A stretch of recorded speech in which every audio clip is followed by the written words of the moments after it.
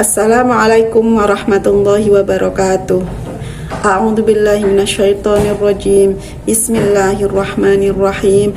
Alhamdulillahirabbil alamin wa bihi nasta'inu ala umuri dunya waddin. Wassalatu wassalamu ala asrofil anbiya'i wal mursalin wa ala alihi wa sahbihi ajma'in, amma ba'd. Kepada yang terhormat Bapak Wahidullah selaku dosen pengampu mata kuliah Pancasila, kepada teman-teman yang menyaksikan video ini, pertama-tama marilah kita panjatkan puji syukur kehadirat Allah Subhanahu wa Ta'ala yang telah melimpahkan rahmat, hidayah serta inayahnya sehingga pada kali ini kita dapat berjumpa dengan keadaan sehat walafiat. Amin Allahumma amin.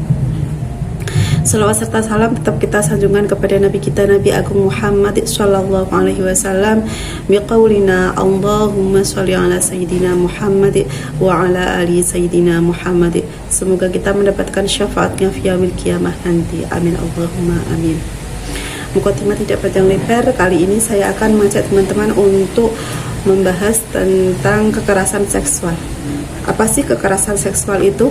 Kekerasan seksual adalah perbuatan yang merendahkan, menghina, melecehkan, maupun menyerang tubuh atau fungsi reproduksi seseorang.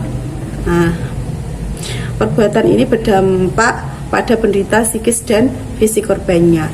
Kekerasan seksual merupakan salah satu tindakan kekerasan secara langsung di mana tindakan tersebut melibatkan orang lain dalam aktivitas seksual yang tidak dikehendaki atau tidak diinginkan, baik itu lisan maupun perbuatan seseorang untuk menguasai atau memanipulasi orang lain. Kasus kekerasan seksual semakin marak akhir-akhir ini. Dari data Komnas Perempuan menunjukkan bahwa kasus kekerasan seksual semakin meningkat setiap tahunnya.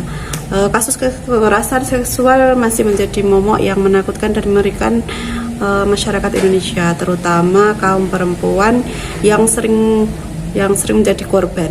Adapun anak-anak juga banyak yang menjadi korban kekerasan seksual.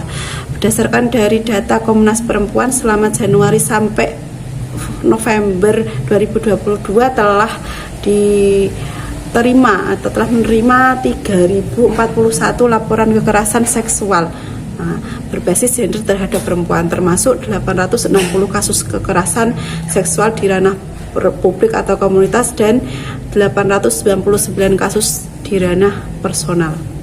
Sebagai negara hukum, Indonesia tercatat memiliki tingkat pengaduan kekerasan seksual sebanyak 338.496 kasus kekerasan berbasis gender terhadap perempuan, di mana angka tersebut menunjukkan peningkatan kasus sebanyak 50% jika dilihat dari pencatatan tahun 2021, yaitu sebanyak 327.629 kasus.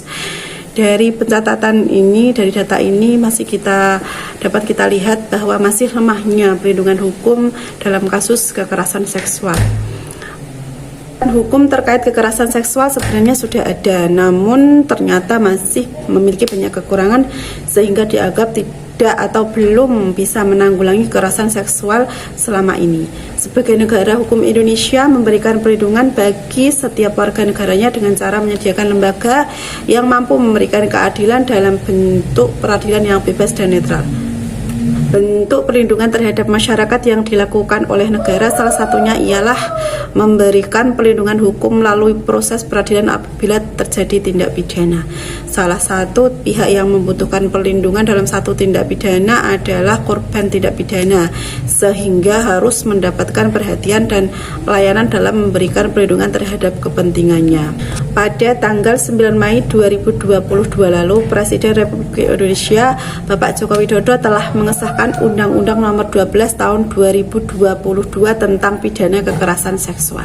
Agar setiap orang mengetahui perihal undang-undang tersebut, maka Undang-Undang Nomor 12 Tahun 2022 diundangkan pada tanggal 9 Mei 2022 oleh Menteri Hukum dan HAM, yaitu Yasona Halauli pada Lembaran Negara Republik Indonesia tahun 2022 nomor 120. Salah satu alasan yang melatar belakangi hadirnya undang-undang ini adalah karena perundang-undangan yang berkaitan dengan kekerasan seksual belum optimal dalam memberikan pencegahan perlindungan keadilan dan pemulihan. Selain itu, peraturan perundang-undangan yang ada saat ini juga belum memenuhi kebutuhan hak korban tindak pidana kekerasan seksual dan belum komprehensif dalam mengatur mengenai hukum kekerasan seksual. Setelah disahkannya Undang-Undang Pidana Kekerasan Seksual, ternyata masih banyak terjadi kasus kekerasan seksual. Salah satunya yaitu terjadi di Gresik kemarin, yaitu seorang laki-laki yang mencium dan memeluk anak perempuan di warung atau di halayak ramai. Ada juga kasus kekerasan seksual yang terjadi di Pondok Pesantren Jombang. Korbannya adalah santri-santri. Dan ada juga lagi kekerasan seksual yang terjadi di perguruan tinggi. Jika dilihat dari kasus-kasus yang terjadi, ternyata Undang-Undang Pidana Kekerasan Seksual yang disahkan ternyata belum berjalan dengan optimal. Dan kebanyakan korbannya adalah perempuan.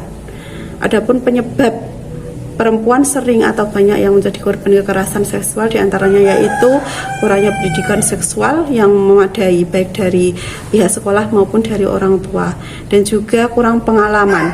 Ada juga pendidikan yang rendah. Itu mungkin salah satunya dari penyebab perempuan menjadi korban kekerasan seksual. Namun masih ada banyak penyebab yang lain. Sekarang yang menjadi PR kita adalah bagaimana cara kita untuk mengurangi atau membasmi kekerasan seksual yang terjadi di negara kita. Sebagai warga negara, kita harus ikut andil dalam menegakkan Undang-Undang Pidana Kekerasan Seksual. Oleh sebab itu, di masa yang akan datang diperlukan peningkatan terhadap langkah dan kebijakan pemerintah.